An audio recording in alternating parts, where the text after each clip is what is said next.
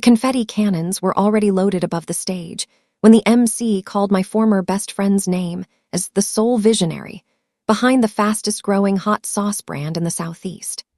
I was standing in the back of that convention hall in a blazer I'd bought for the occasion, holding a manila envelope with a lab report inside that said something the MC, the buyers from 4 grocery chains, and 600 people in folding chairs did not yet know.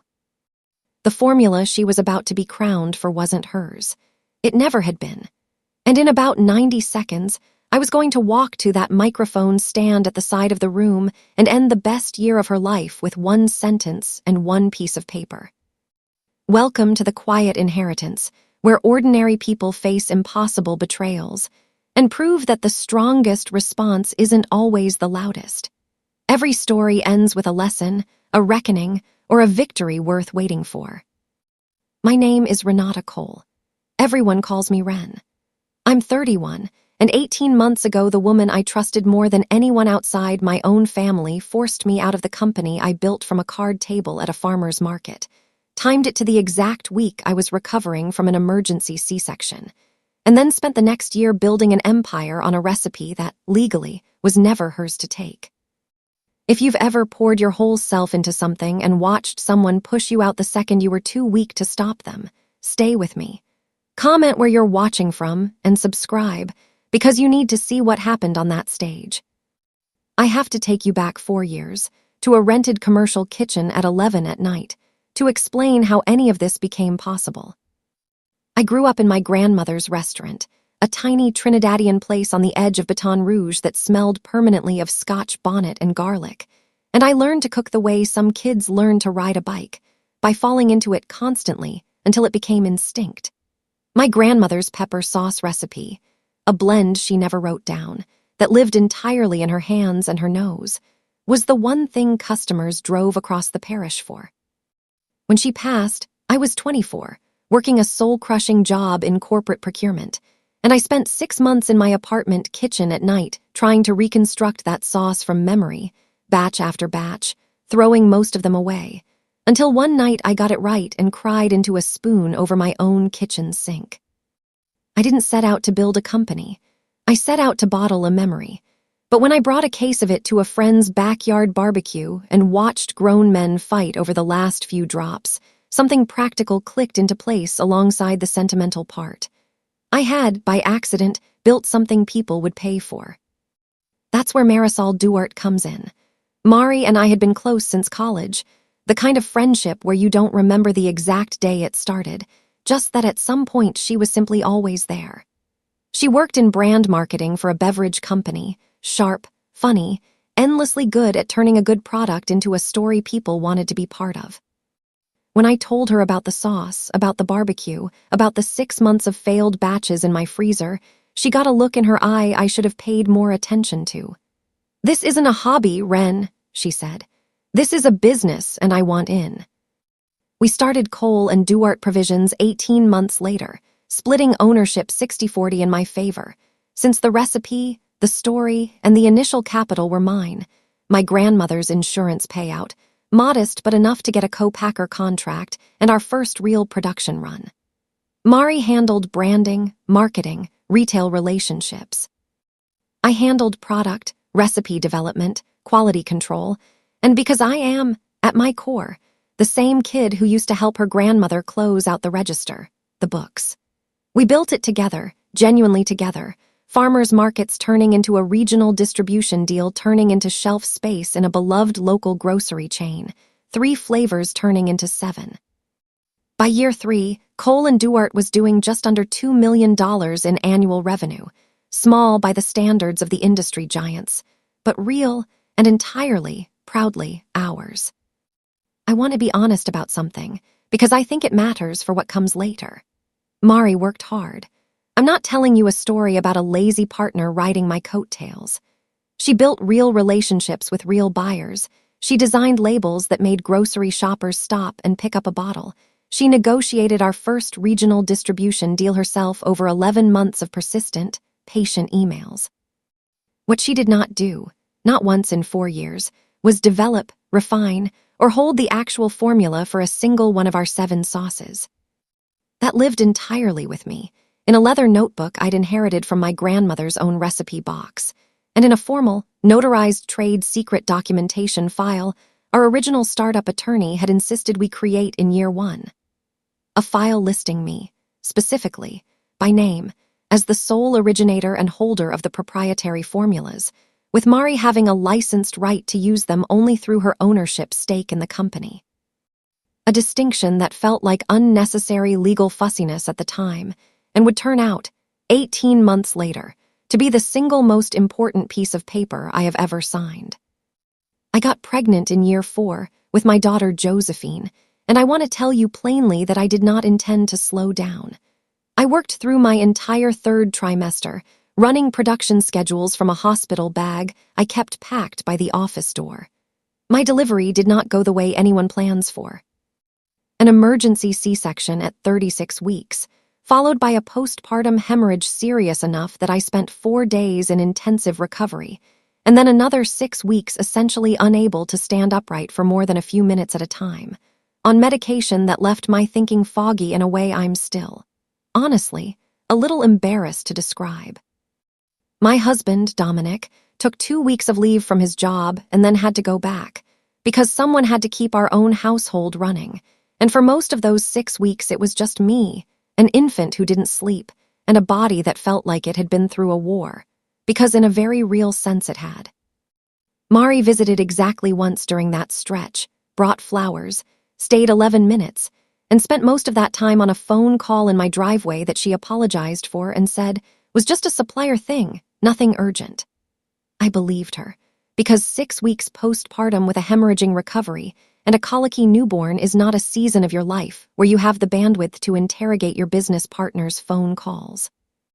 What I did not know, what I would not learn for another 5 months, was that during those exact 6 weeks, Mari had quietly begun invoking a clause in our original operating agreement, one our attorney had included as boilerplate in year 1 and that neither of us had ever seriously discussed since.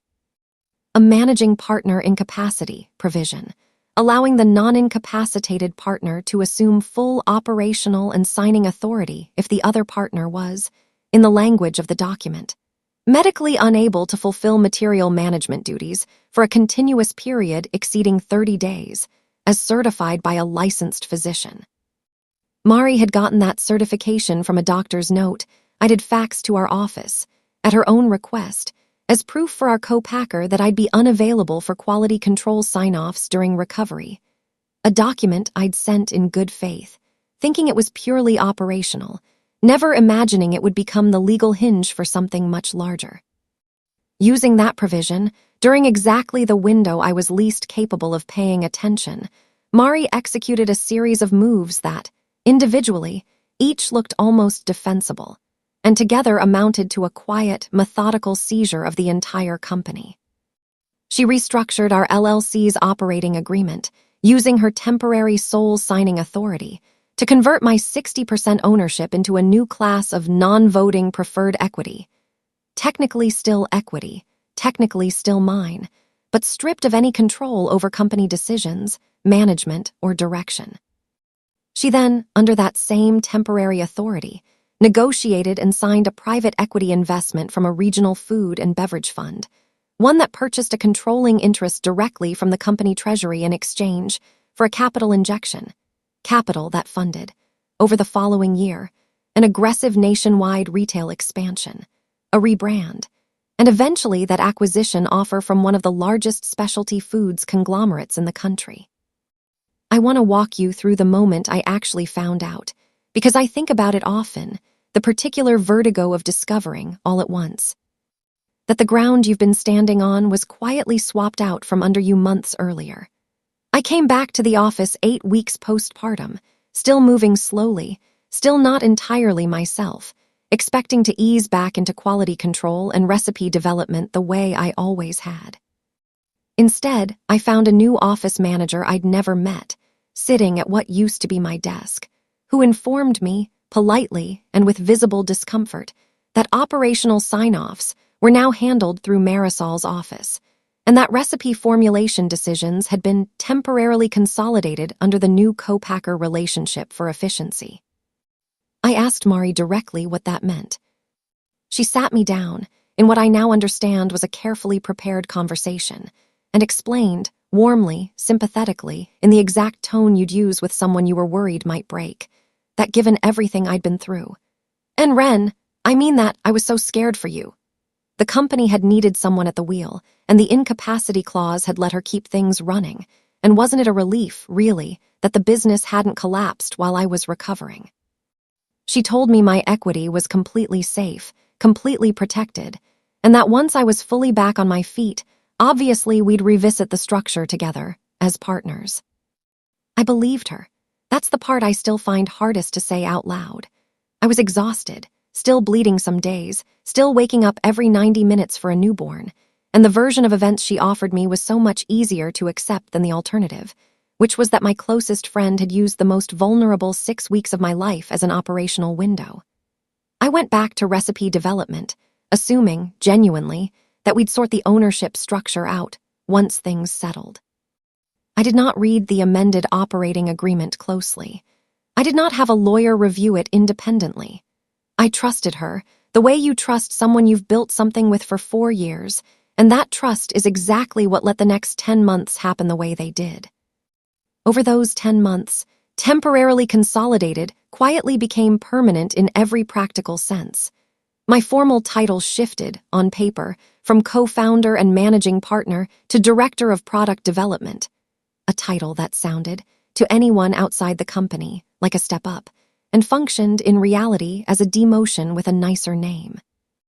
I still had access to my own recipes, still ran quality control, still in the most literal sense made the sauce, but every decision about pricing, retail partnerships, brand direction, and eventually, most painfully, product nomming, moved through Mari and the new investment fund's board seat, a seat I had no equivalent voting power to match.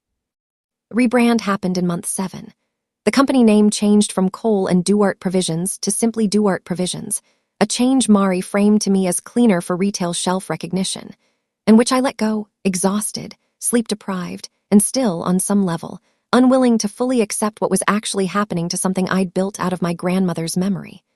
The new packaging featured a large photograph of Mari on the front of every bottle, under the tagline, "One woman, one vision, one unforgettable sauce." My grandmother's name, which had appeared on the original labels, Cole's Original, a small tribute I'd insisted on since day one, was quietly dropped in the redesign, replaced with a generic family recipe, perfected line that mentioned no family at all. I remember standing in the grocery store the week the new bottles hit shelves, holding one in my hand, looking at Mari's face on the label of a sauce made from a formula that existed, in its entirety, inside a leather notebook that had belonged to my grandmother, sitting at that moment in a drawer in my own kitchen. Something in me went very quiet in that aisle, not defeated, decided. If you've ever watched someone take credit for the thing that cost you everything to build, while you were too exhausted to even notice it happening, you already know exactly the kind of cold that settles into a person in a moment like that. Stay with me, because what I found in that leather notebook's paperwork changed everything. Hit subscribe so you don't lose this story. I did not confront Mari in that grocery store aisle, and I did not confront her the following week either, and I want to explain why.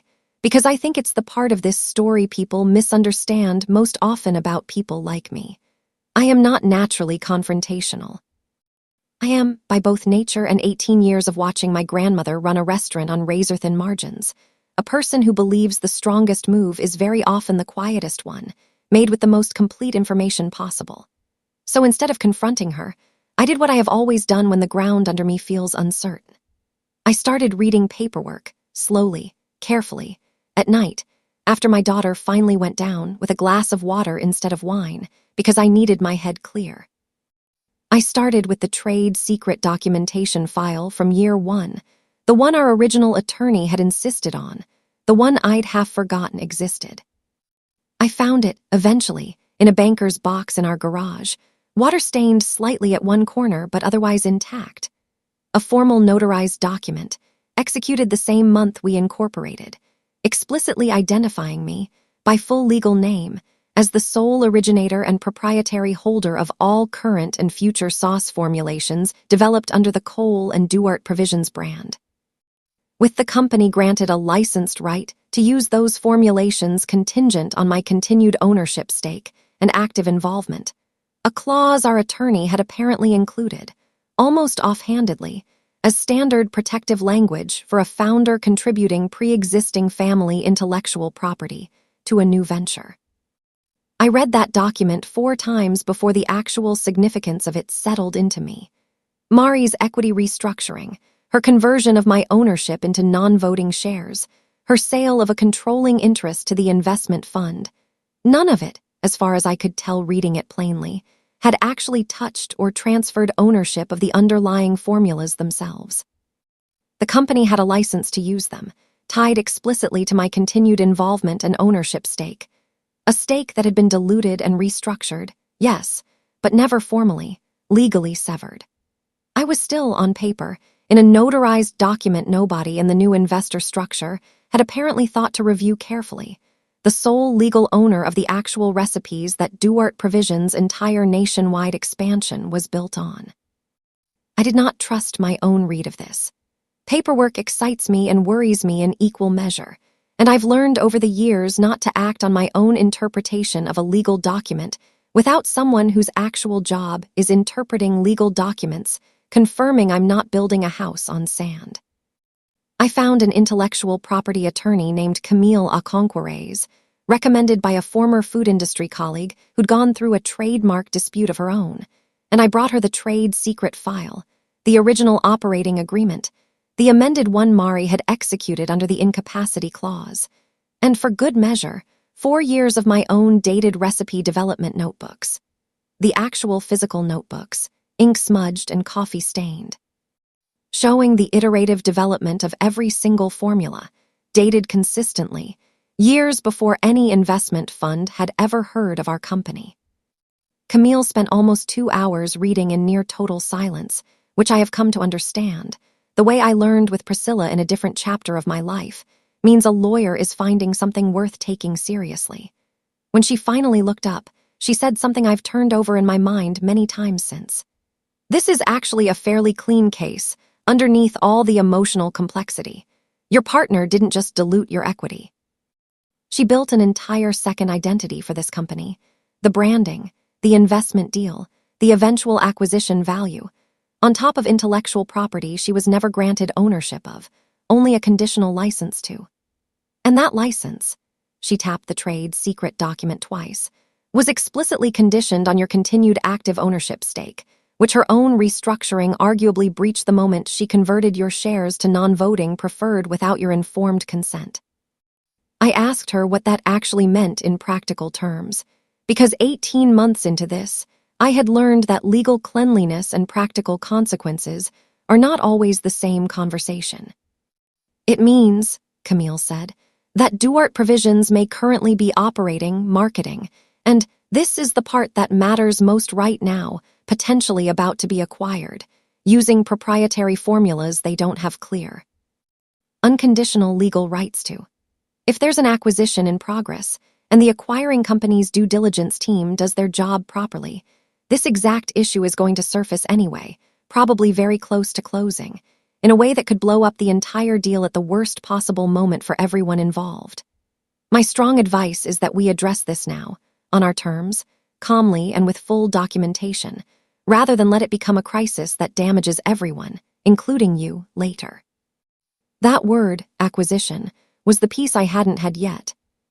Camille explained that intellectual property attorneys occasionally hear industry chatter, and she'd heard, secondhand, that Duart Provisions was reportedly deep in acquisition talks with a major specialty foods conglomerate, a deal that industry gossip pegged somewhere in the range of $18 to $20 million, contingent on the brand's continued growth trajectory, and crucially, on clean, unencumbered ownership of its core intellectual property, the recipes themselves. I sat with that number the same way I imagine anyone sits with a number like that. $18 to $20 million for a company built on my grandmother's pepper sauce that I had been quietly repositioned into producing without owning, decorated on every bottle with a face and a story that wasn't mine. I did not immediately confront Mari, and I did not immediately go public, for the same reason I'd waited before finding Camille in the first place. I had learned, through this exact process, that the version of a conflict that gets remembered is very often the version told first, loudest, and most sympathetically, and I was not going to hand my former best friend a second chance to control that narrative before I had every piece of paper lined up in the right order. Camille and I spent the next 11 weeks building the record properly. We compiled my original notebooks, dated and cross-referenced against co-packer production logs that showed each formula entering commercial production for the first time, always under my sign-off, always before any expansion decisions were made. We pulled the original notarized trade secret document and had it independently authenticated. We documented, through email records I'd kept out of simple pack-rat habit rather than any strategic foresight, the exact sequence of events during my postpartum recovery, the doctor's note I'd sent for operational purposes, the incapacity clause invocation, the equity restructuring, all time-stamped in a way that made the 6-week window of my incapacitation and the 6-week window of Mari's total corporate restructuring line up with uncomfortable precision. And then there was one more piece, one Camille found rather than me, digging through the amended operating agreement's fine print with the kind of patience I don't think I could have managed myself by that point.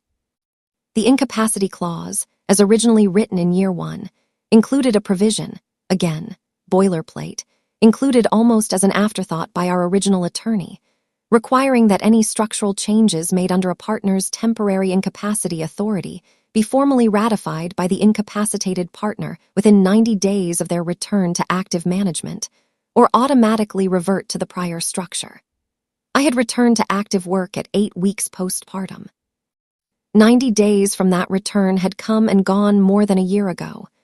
Nobody had ever presented me with a ratification document to sign, because nobody, including, I suspect, Mari herself, who I don't believe had read that particular clause carefully either, had remembered it existed. Camille's read was careful and precise, the way good lawyers are careful about overpromising. "This doesn't automatically undo the equity restructuring or the investment deal," she said. "Courts don't like unwinding transactions that third parties like the investment fund relied on in good faith. But it is a significant procedural defect that strengthens your position considerably, especially combined with the trade secret ownership issue. Realistically, I think once this is presented clearly to Duart Provisions board and their investors, they are going to want to resolve this quickly and quietly, because the alternative, this surfacing publicly, during an active acquisition process, with a due diligence team already crawling through every contract, is the kind of thing that can tank a deal entirely and take the company's valuation down with it. We sent a formal notice, not to Mari directly, but to the company's outside counsel, and separately to the investment fund's general counsel, laying out the trade secret ownership issue and the procedural defect in the equity restructuring plainly, requesting a good faith negotiation, and stating explicitly that this was being pursued through private legal channels in hopes of an amicable resolution before any public disclosure became necessary. It was measured. It was paperwork. It gave everyone involved a real chance to do the right thing without an audience. The response, initially, was not what Camille or I expected. The investment fund's counsel, appropriately alarmed about deal risk, moved quickly to open a negotiation. Mari, however, when informed by her own board of the notice, I learned this later, secondhand, through the negotiation process itself, reportedly told her board it was an emotional overreaction from a former partner who couldn't handle watching the company succeed without her, and pushed to have her own counsel respond aggressively rather than conciliatorily, apparently confident that her personal relationship with the board, built over 18 months of successful growth numbers, would carry more weight than a notarized document from 4 years earlier. It was Mari, not me, who escalated this into public territory, and I want to be honest that I did not see it coming, though in hindsight I probably should have, given everything I now understood about how she operated under pressure. 3 weeks after our formal notice, With the acquisition talks reportedly still ongoing, and now considerably more tense behind closed doors, Duarte Provisions' publicity team, separate from the legal negotiation entirely, apparently uninformed about the seriousness of what was unfolding in Council's offices, finalized plans for Mari to receive a major regional industry award. Emerging Entrepreneur of the Year, presented at the Southern Foods and Beverage Expo, a large annual trade convention with buyers, press, and executives from every major grocery chain in a 6-state region in attendance. The keynote award ceremony had been scheduled for months, long before any of this legal dispute had surfaced, and nobody on the events or publicity side had connected the timeline. I found out about it, almost absurdly, from a trade newsletter email I still received as a former industry founder, listing the evening's award recipients 3 weeks in advance. I sat with that information for several days before deciding what, if anything, to do with it. I want to be honest about the decision I made next, because I think it's the part of this story where I understand, completely, if someone listening thinks I chose the theatrical option over the purely legal one. Camille's advice, consistently, had been to let the private negotiation play out, to avoid anything that looked like public confrontation, because the strength of my position rested entirely on calm, documented fact, not spectacle. I agreed with that advice, and I did not plan, going into that evening, to do anything at that ceremony beyond attend as a badge-holding industry professional, which, since I still held a Food Industry Association membership from my years running the company, I was fully entitled to do. What changed my plan was a phone call I received 4 days before the expo from a food industry journalist named Odalise Ferreira, who covered regional beverage and specialty food business for a well-respected trade publication.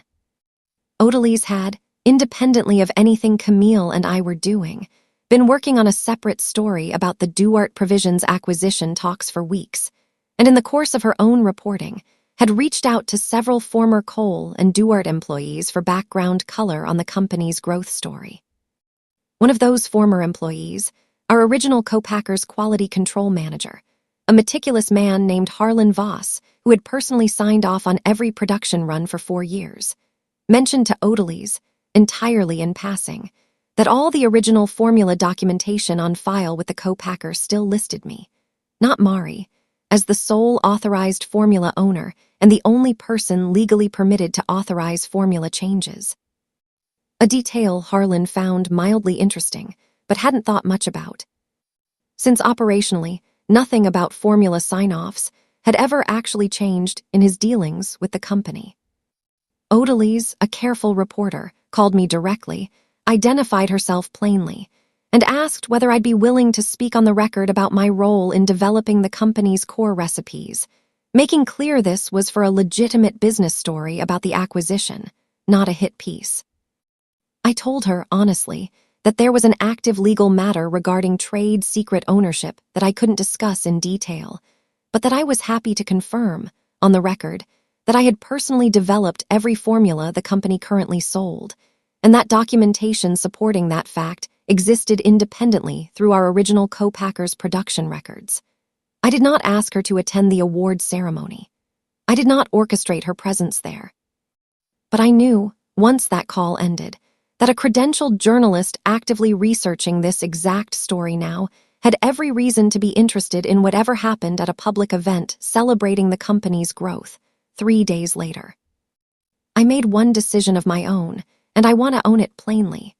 I decided to attend the ceremony in person, with Camille's knowledge, though not entirely her enthusiastic endorsement, carrying a single physical document, not to wave around dramatically, but to have available, factual, and complete, in case a moment arose where the truth needed somewhere to land.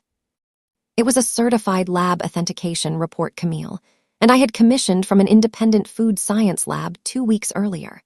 A side-by-side chemical composition analysis confirming that the current Duarte Provisions formula matched, ingredient for ingredient and ratio for ratio. The formula documented in my original notebooks from 4 years earlier, time-stamped, notarized, and cross-referenced against the co-packer's earliest production logs. It was, in the driest, most unglamorous sense possible, proof. The ceremony itself was, for its first 40 minutes, exactly the kind of polished industry event you'd expect. 600 people in a hotel ballroom, plated dinners, a slideshow of grocery store shelf photos set to inspirational music. When Mari's name was called for Emerging Entrepreneur of the Year, she walked up in a sharp emerald dress, visibly moved, and gave a genuinely well-delivered speech about vision, resilience, and betting on yourself. A speech that, I noticed, mentioned my grandmother not at all, mentioned me not at all, and included the phrase, when I started developing this recipe in my own kitchen, as though 4 years of my notebooks simply didn't exist. I did not go up on that stage. I want to be clear about that, the same way I've been clear about it before. What happened instead came from the structured Q&A segment that followed the award, moderated by the Expo's own program director, a routine feature of these ceremonies, where a few pre-selected industry press were given the microphone for brief questions. Odalys, credentialed and present exactly as any working journalist covering an active industry story would be, was among them. When the microphone came to her, she stood, introduced herself plainly, and asked a single, factual, carefully worded question. Congratulations on tonight's award. For our readers following the reported acquisition talks, can you speak to how the company handles proprietary formula ownership, given some recent industry chatter about a trade secret dispute with a former co-founder? The room did that particular kind of quiet that happens when 600 people who came for plated chicken and inspirational slideshows suddenly sensed something they weren't expecting. Mari's composure held for perhaps 5 seconds. I remember counting, an old habit from a lifetime of watching people compose themselves under pressure. Before she said, into a live microphone, in front of buyers from 4 grocery chains, and the fund that was reportedly close to paying $20 million for her company. There's no dispute. I developed every formula this company sells. It was a mistake, and I believe, watching her face in that moment, that she knew it the instant the words left her mouth, because it wasn't a vague deflection. It was a specific, falsifiable claim, made publicly on the record, in front of a journalist who happened to be holding, in her own bag, notes from a quality control manager confirming the opposite. I did not plan to speak, but the program director, visibly unsure how to handle the sudden tension in the room, asked, somewhat helplessly, if anyone in the audience had additional context, the way moderators sometimes do when they're buying time to figure out what's happening. I stood, because standing felt right, and because I had spent 18 months being quiet in exactly the rooms where quiet had cost me the most. I'm Renata Cole, I said, my voice level, not raised. I co-founded this company. I developed every formula it currently sells, starting with a recipe that belonged to my grandmother. I have 4 years of dated development notebooks, an independently certified lab analysis confirming the current formula matches my original documentation exactly, and a notarized trade secret agreement identifying me as the sole legal owner of that intellectual property. That documentation is currently part of a formal legal matter with this company and its investors. I'm not here to disrupt anyone's evening. I'm here because I think the people in this room, especially the buyers deciding whether to keep this product on their shelves, deserve accurate information. I did not raise the lab report over my head. I did not need to. I simply held it, visible in my hand, while I spoke and sat back down when I finished. The rest of that evening did not end in applause or gasps the way a dramatized version might suggest. It ended in something quieter, and I think more honest. A slow, uncomfortable murmur moving through a room full of industry professionals who understood, immediately and practically, exactly what a trade secret dispute mid-acquisition meant for a deal's viability, and who began, within minutes, quietly checking phones and murmuring to colleagues in the particular way rooms do, when a deal everyone assumed was closing suddenly looks considerably less certain. I left before the evening officially ended. I did not stay to watch Mari's face, because I had learned, by that point in my life, that the goal was never to watch someone else's collapse. The goal was simply to make sure the truth had somewhere solid to land. What followed over the next 4 months unfolded largely through Camille's careful, business-like negotiations, rather than any further public drama. Odalis's story, thoroughly fact-checked and considerably more measured than the version that briefly circulated on industry social media afterward, ran 6 days later, after her editor independently confirmed the lab report and the co-packer documentation. The investment fund, unsurprisingly protective of a $20 million deal now clouded by an unresolved intellectual property dispute, pressed hard for a quick, clean resolution rather than let the acquisition collapse entirely. Mari's board, I was told secondhand, was considerably less patient with her after the ceremony than they had been before it, particularly once due diligence lawyers confirmed independently that the trade secret documentation was exactly as solid as Camille had represented. The eventual settlement restored my full, unconditional ownership of the underlying formulas, formally separate from the company's operating structure, licensed back to Duarte provisions under a new agreement that included proper royalty payments retroactive to the original equity restructuring, and going forward through any eventual sale, plus a negotiated cash settlement covering the value my diluted equity should have retained. It did not restore my role running the company day to day, and I want to be honest that by that point, I didn't especially want it to. Something had shifted in me, somewhere in those 18 months of notebooks and lab reports and careful phone calls with Camille, and running Duarte provisions, even a version of it that acknowledged my ownership, no longer felt like the thing I wanted my life to be built around.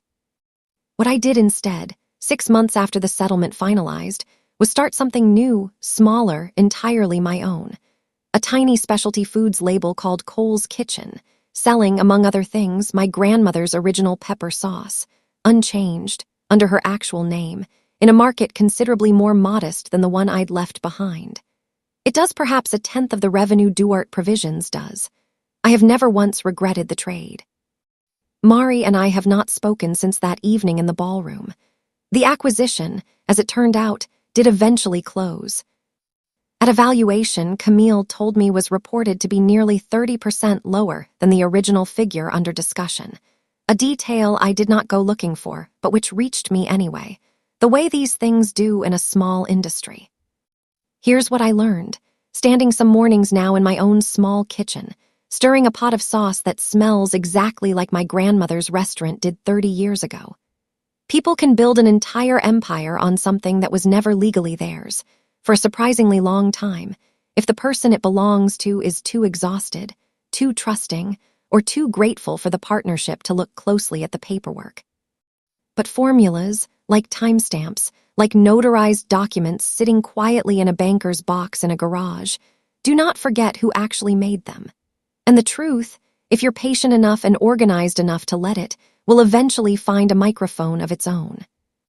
If you've ever built something real and watched someone else's name get printed across it while you were too depleted to notice, this story was for you.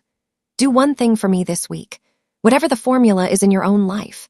A recipe, a design, an idea, a piece of work only you could have made. Get your ownership documented clearly. Now, gently, long before you ever need that paperwork to speak for you in a room full of people who assumed the wrong name belonged on the label. Comment the one who made it if you made it to the end with me. Share this with someone building something they're afraid to protect, and subscribe to the quiet inheritance, because there's always another kitchen, another stage, and another truth waiting for its turn at the microphone.